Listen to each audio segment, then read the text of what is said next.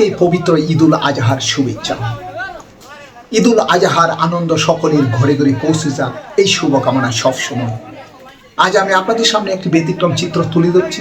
সেটি হলো, বিশেষ করে ঈদের মৌসুমে অনভিজ্ঞ লোকেরা যখন পশু জবাই করেন, তখন অনেক ক্ষেত্রেই দেখা যায় তুমুল কাণ্ড ঘটিয়ে ফেলে। এমনই একটি খণ্ডচিত্র আজ আমি আপনাদের সামনে তুলে ধরছি। দেখেন পশু জবাই করতে গিয়ে কি কাণ্ড ঘটিয়ে ফেলল এলাকাবাসী, এবং বিশেষ করে অনভিজ্ঞতাই এর জন্য দায়ী। দেখুন সেই ভিডিও।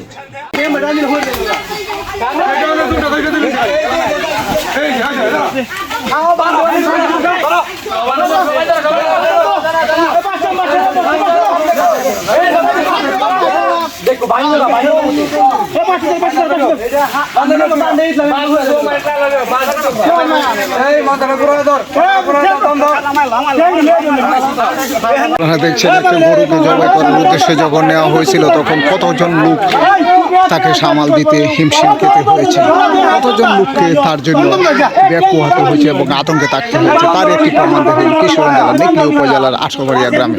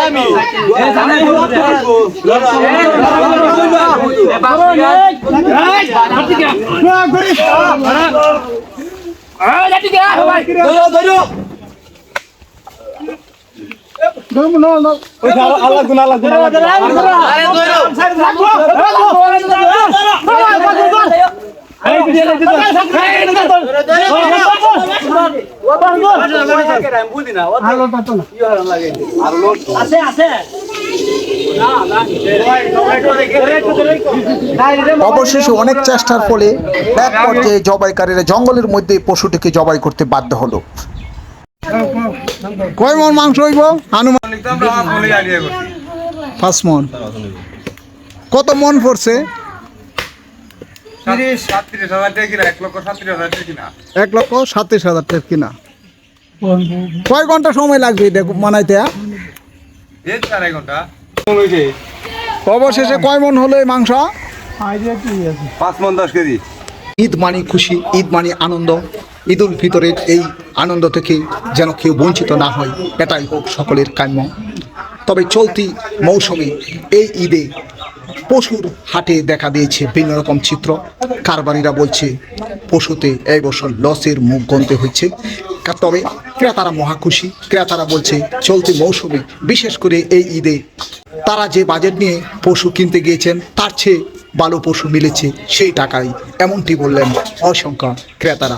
এরই মধ্যে এই মুহূর্তে পশু কুরবানির পরবর্তী পর্যায়ে বন্টন শেষে একজন সমাজসেবকের সাথে কথা বললাম। তিনিও বললেন কত টাকায় এই বছর পশুটা কিনেছেন। ওই সারটা 1,37,000। কত মন মাংস হয়েছে? 5.5 মন। 1,37,000 টাকার মধ্যে যে সারটি কিনেছেন, সেই সার জবাইয়ের মুহূর্তে তো পাগলা হয়ে গেছিল। সেই সারকে তো আপনারা সামাল দিতে পারেন নাই। 10 জনে বের হয়েছি। কিন্তু যে দৃশ্য দেখা দিয়েছিল, এমন একটা ভয়াবহ দৃশ্য তো দেখা দিয়েছিল। সারটি তো দৌড়ে গিয়ে তারপরে জঙ্গলের মধ্যে আপনারা জবাই করতে বাধ্য হয়েছে। কিন্তু সেই সার জবাই করতে গিয়ে তো দেখা গেছে উনি জবাই করেছেন, তারও শরীর সারা শরীর রক্তাক্ত হয়ে গেছে।